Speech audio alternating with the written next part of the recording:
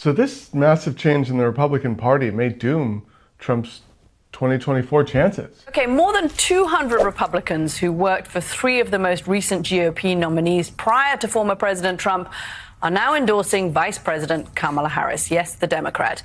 In a letter, the 238 Republicans, which includes staffers from former President George W. Bush's White House and Senators John McCain and Mitt Romney's presidential campaigns, urge more moderate Republicans and independents to, quote, take a brave stand once more. Do you know how badly you have to bungle things for 200 Republicans to get up and say, hey, vote Democrat? Even Bill O'Reilly is expressing his disappointment in Trump. Bill O'Reilly, they went on tour together. They like each other. No, Bill O'Reilly. Donald Trump blew it, and the happiest person in the country tonight is Kamala Harris. Because she's sitting there cackling. Look at this. Yeah, look at this. Look at Trump. He's just alienated millions of black voters. Mm-hmm. I thought they were all in a cult. So I don't know how it came to this. I mean, how is he fumbling his own voter base like this? I have some theories. Let's work this out together. One thing. I want my Republican colleagues to give me one thing, one, that I can go campaign on and say we did. One. Anybody sitting in the complex, if you want to come down to the floor and come explain to me one material, meaningful, significant thing the Republican majority has done besides, well, I guess it's not as bad as the Democrats. Amazing at elections. They got the slogans. They got the fear tactics. I mean, just world class. I mean, A+. When they're actually in office and they have to govern, horrendous. They don't have like actual party platforms. And take Carrie Lake. And I don't believe parents are terrorists at all.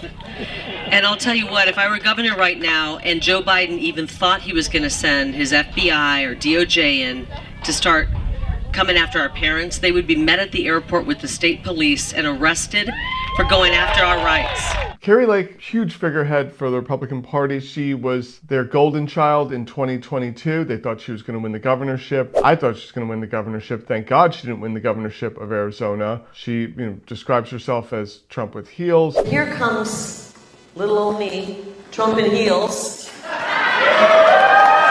She lost the governorship, thank God, because I think she would have been worse than DeSantis. Now she's running for Senate. This is the response she had at a GOP conference just a few months ago. We don't agree on everything, but one thing we do agree on is the elections in Arizona are a corrupt mess. Can we agree that our elections are a mess in Arizona? You did it! No? Okay, yes, there we go. And I know that more than anybody.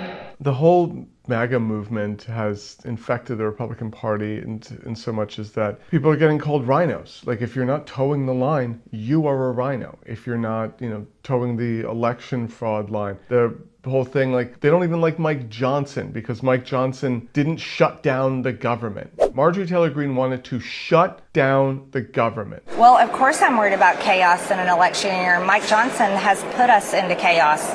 Do you realize that all of my colleagues had to go back to their districts and campaign on the fact that our Republican elected speaker passed the Biden agenda, that he funded the Department of Justice that has 91 federal indictments against President Trump, that he funded the FBI that raided Mar-a-Lago, that he funded Biden's open border, which is the #1 issue in America? Yes, we are in chaos, and that's coming from Mike Johnson, our Republican elected speaker.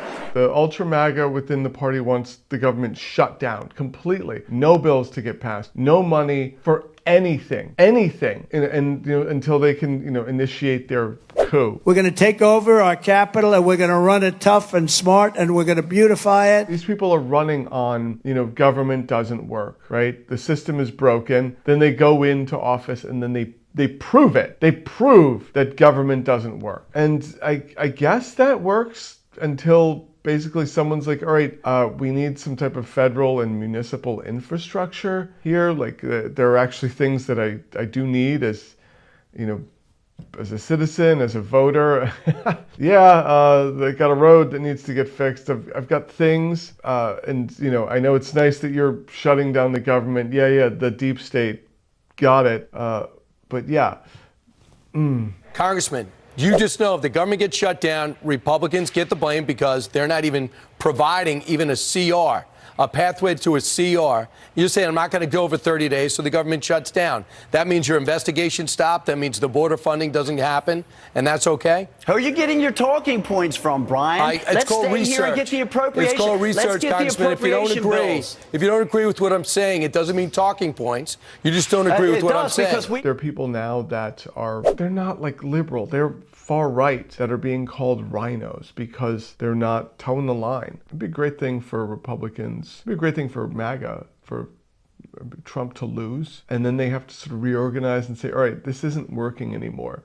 Because if you look, one of the most tragic things that happened after Mitt Romney lost to Obama was the Republican Party had a window where they said, we need to change our policies to appeal to, be more populist, and we have to look at voters and what they and respond to their needs, their direct needs. And they had a whole thing that they had drawn up, and they were going in that direction for a while until Trump started gaining traction. They go, oh well, this is obviously what voters are. So it's resonating with them. So, I mean, forget any of that. At that point, they were talking about healthcare and, decent things. Like, when they were like, well, we can just hammer this rhetoric and southern border our way to victory. So, I mean, it'd be nice if the MAGA movement died on the vine and was just stomped out and became a losing issue for Republicans, for the Republican Party. Because I honestly, I hope Trump loses. Obviously, I hope Trump loses. And that wasn't the end of my sentence. I hope Trump loses and they have to sort of change direction on their rhetoric and what they're doing. I hope their loss is seen as a directive for dumping all of the rhetoric for Project 2025. I'm not that optimistic. I think when Trump does lose, it's just going to be a whole election fraud and more election fraud, and let's just dig in our heels more than we should, and we can everyone's just going to circle their wagons.